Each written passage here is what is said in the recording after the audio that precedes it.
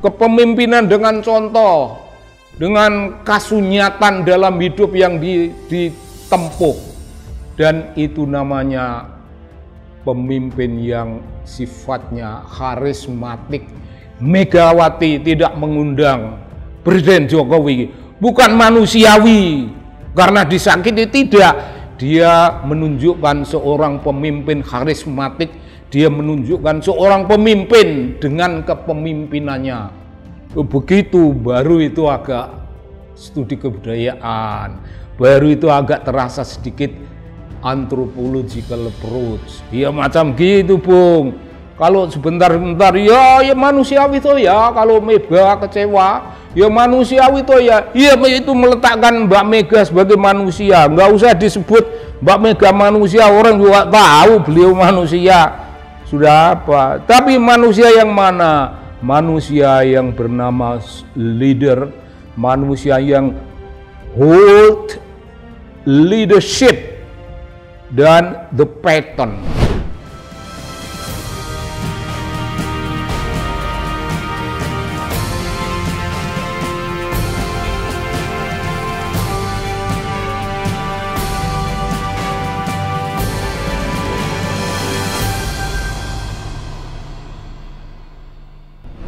Salam Bung, sahabat-sahabat sekalian, teman-teman, teman dekat, dan Anda, kawan-kawan yang baru. Ini salam dari saya, dari kanal Anak Bangsa. Nah begini Bung, Anda juga tahu satu persoalan nasional kita yang berhubungan dengan PDI Perjuangan dan Presiden Jokowi. Nah, PDI Perjuangan itu memiliki suatu perhelatan nasional, Bung, besar sekali. Kalau PDI yang mengadakan sesuatu itu punya ombak dan gelombang yang sifatnya nasional, yaitu perkara penting. Dalam perkara penting itu Presiden Jokowi tidak diundang, Bung. Dan orang membahas, ya banyak sudah yang membahas ini karena begini. Tapi semuanya itu, apa yang sudah dibicarakan di video-video itu tidak menyangkut satu hal penting yang merupakan tradisi, yang merupakan praktek-praktek kehidupan, yang menggambarkan apa yang terjadi di dalam masyarakat, Bung. Kita mesti memiliki satu perspektif semacam itu lebih dulu. Sebelum ada perspektif, jangan membuat tafsir atas sesuatu simbol penting dalam masyarakat. Nah, tafsirnya begini. Simbol apakah PDI Perjuangan tidak mengundang Presiden Jokowi? Itu menyimbolkan apa? Di balik itu ada kepentingan apa? Nah, gini saja, netral cara memandangnya. Jadi sudut antropologi di masyarakat pedesaan, Bung. Tapi ini juga berlangsung di masyarakat perkotaan. Kalau satu komunitas memiliki suatu perhelatan penting, semua orang diundang, dan semua orang yang diundang itu memiliki arti. Yang diundang ini orang-orang terhormat yang dijunjung kehormatannya. Dalam bahasa kita, bahasa orang, idiom kampung, bukan kampungan, idiom kampung itu diwongke. Semua yang diundang itu wong yang diwongke. Diwongke itu diakui standingnya, diakui derajat sosialnya itu tinggi setara dengan yang lain-lain. Kalau ada orang yang barangkali karena lupa kok nggak diundang, orang penting nggak diundang dalam perhelatan penting itu karena lupa, atau karena sengaja, itu tanda bahwa ya nggak usah diwongke. Itu wong, ngono kuwi ya wong, ya orang, tapi ndak usah diberi penghargaan terlalu tinggi kalau diundang. Dalam hal ini kalau Jokowi diundang, wah itu terlalu tinggi. Mengapa mesti begitu? Apakah Mbak Mega, kita menyebutlah Ketua Umum Partai Demokrasi Indonesia Perjuangan, itu ya kita sebutannya Bu Mega, kalau kita bilang Mbak Mega itu juga tidak ada dosa-dosanya. Mbak itu panggilan dekat, bukan sok dekat, ya dekat, panggilan familiar yang membuat Mbak Mega sendiri juga tidak keberatan. Nah, Mbak Mega ya tidak perlu memberi hormat kepada orang seperti itu, tidak perlu memberi panggung. Tidak perlu memberi panggung bagi orang yang tidak layak diberi panggung. Dasarnya orang itu sudah berlebih-lebihan menganggap PDI Perjuangan bukan apa-apa. Sudah berlebih-lebihan mempunyai cita-cita ingin membuat PDIP nyungsep. Sudah berlebih-lebihan membuat pernyataan kalau kalian bisa mengalahkan saya, niscaya kalian hebat. Ada statement seperti itu, statement superiority. Oh iya, Presiden Jokowi mengidap sesuatu yang namanya superiority kompleks. Dan Partai Demokrasi Indonesia Perjuangan dianggap inferior, tetapi mereka tidak pernah merasa ada inferior kompleks, meskipun dipandang itu ya you are nothing, you are just little element in life. Silahkan you punya penilaian macam gitu, tapi PDI Perjuangan sekali exist, alhamdulillah itu tetap exist.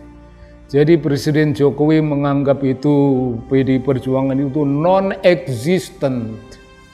Tidak apa-apa kau anggap kami itu non-existent. Tapi kami memang tidak pernah mengklaim bahwa kami exist. Dan itu jangan lupa Bung, itu omongan Rumi, Jalaluddin Rumi.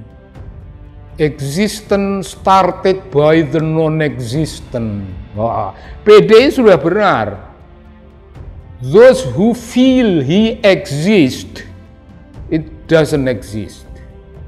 But if you feel you are not exist, you don't exist. Itu artinya you dalam reality you exist. PDIP dianggap non-existent, tidak apa-apa. Kami memang bukan sesuatu yang eksis, kami tidak merebut eksisten. Kami bukan golongan eksistensialis yang mencari eksistensi diri. PDI tidak mencari itu, PDI direndahkan. Tapi yang direndahkan tidak rendah, yang dianggap tidak eksis, justru dia eksis. Itu PDI Perjuangan, Bung, PDI Perjuangan. Jokowi dianggap tidak perlu hadir karena ya memang sudah begitu, dalil kehidupan bagi partai. Nah, ini ada Bang Pandana Baban diwawancara lah, barangkali oleh Bang Arief, dan Bung Panda itu selalu bilang, ya manusiawi toh kalau Ibu Mega itu kecewa. Ya manusiawi kalau Ibu Mega kemudian mengambil tindakan semacam itu. Tidak bisa Bung, cara memandangnya tidak dari sudut semacam itu. Ibu Mega, Mbak Mega diletakkan di situ sebagai manusia. Barangkali dalam perspektif dia seorang perempuan. Nggak bisa begitu. Dalam hal ini Mbak Mega harus dilihat sebagai pemimpin. Ini yang pokok Bung. Dalam urusan dengan Jokowi tidak diundang, itu urusan Ibu Mega sebagai pemimpin. Bukan sebagai manusia, oh manusiawi kalau Mega kecewa, manusiawi kalau PDI enggak bisa. Jangan bicara tentang manusiawi. You mesti meletakkan Mbak Mega dalam perspektif leader yang memiliki spirit leadership. Dan apa itu makna leadershipnya? Saya sudah mengatakan itu jauh sebelumnya. Oh, leadershipnya Ibu Mega itu leadership by example. Kepemimpinan dengan contoh, dengan kasunyatan dalam hidup yang ditempuh. Dan itu namanya pemimpin yang sifatnya karismatik. Megawati tidak mengundang Presiden Jokowi, bukan manusiawi karena disakiti, tidak. Dia menunjukkan seorang pemimpin karismatik, dia menunjukkan seorang pemimpin dengan kepemimpinannya. Begitu baru itu agak studi kebudayaan, baru itu agak terasa sedikit anthropological approach. Ya macam gitu, Bung. Kalau sebentar-bentar ya manusiawi tuh ya, kalau Mega kecewa ya manusiawi tuh ya. Iya, itu meletakkan Mbak Mega sebagai manusia. Nggak usah disebut Mbak Mega manusia, orang juga tahu beliau manusia. Sudah apa? Tapi manusia yang mana? Manusia yang bernama leader, manusia yang hold leadership dan the pattern. Itu leadership patternnya itu leadership yang sifatnya karismatik. That is charismatic leadership. Artinya itu leadership salah satu among so many elements, namanya leadership by example. Artinya leadership itu tidak diomongkan nyinyir dengan kata-kata yang tidak ada maknanya, tapi by example. Tindakannya, leadershipnya itu merupakan sociological reflection. Oh, keren, harus begitu, Bung. Leadership Megawati itu a kind of sociological reflection in Indonesian politics. Baru begitu keren. Jadi Presiden Jokowi nggak diundang dalam konteks semacam itu. Jangan dilihat dari konteks Mbak Mega sebagai seorang perempuan, Mbak Mega sebagai manusia. Ya manusiawi lah kalau gini. Ya itu udah jelas. Itu cara pandang orang-orang yang tidak mengerti perspektif kepemimpinan. Jadi Mbak Mega harus disebut sebagai pemimpin. She is the leader, charismatic leader. Charismatic leader itu leadership by example. Sudah tempo hari saya sudah pernah bicara seperti itu, dan ini mengulang untuk membuat lebih teguh lagi bagaimana Ibu Megawati memimpin partainya, dan partainya diremehkan orang menjadi kader, tapi kemudian ngencingi kehormatan partai, ngencingin. Wah, Bung, orang dikencingin kayak apa kalau cuma sekedar dikata-katain dengan apa-apa. Ini Presiden Jokowi itu ngencingin nama partai, kehormatan Partai Demokrasi Indonesia Perjuangan, partainya kaum nasionalis, devoted nationalist. Ya tidak terimalah kalau udah begitu. Ini kawan kita, ini kader kita, tiba-tiba ngencingi kita. Ya udah, dia artinya bukan kader. Tidak perlu dicopot KTA-nya, nggak perlu KTA-nya disuruh kembalikan. Tapi apa yang dilakukan, bahwa PDI Perjuangan mengadakan kendurian pada tingkat nasional, semuanya orang begitu bergembira, bersorak-sorak, bergembira semuanya macam gitu, Bung. Dan ada orang yang tidak boleh ikut bersorak-sorak, bergembira. Ada orang yang tidak boleh ikut-ikut duduk di suatu partai. Apa urusannya? Oh, bukan melindungi dia punya nama baik. Enggak, nama baik udah enggak ada. Melindungi nama PDI Perjuangan yang dikencingi. Tidak terima. My pattern of leadership, kata Mbak Mega, is so clear. Kalau ada orang yang menganggap kami tidak exist, biar saja, kami ini wujud dari yang exist. Kami disepelekan, kami tidak sepele. Dan kau yang mestinya diundang hadir menjadi simbol penting, kami tidak pentingkan. Kenapa itu? Mbak Mega memegang pola suatu leader yang namanya charismatic leader. Leader by example, bukan leader by ngomong yang nggak ada maknanya, tapi leadership by tindakan, by sociological reflection of Indonesian political life. Ya begitu, Bung. Saya sengajalah menggunakan term-term itu dan saya nyatakan itu dalam bahasa yang bukan hari-hari bagi kita, tapi ini saya hanya sedang menekankan. Kalau diungkapkan dalam bahasa itu, maka pattern of leadership Mbak Mega itu menjadi lebih keren, menjadi lebih kontekstual. Begitu kita nyatakan dalam bahasa yang lain, itu mengalami penghambaran, hambar sedikit kurang sedikit. Saya minta maaf, Bung, terlalu sok antropologi, tapi ya memang saya studi antropologi. Begitu, Bung, cara kita memberi Ibu Mega suatu kehormatan sebagai seorang pemimpin bangsa. Ibu Mega is mother leader.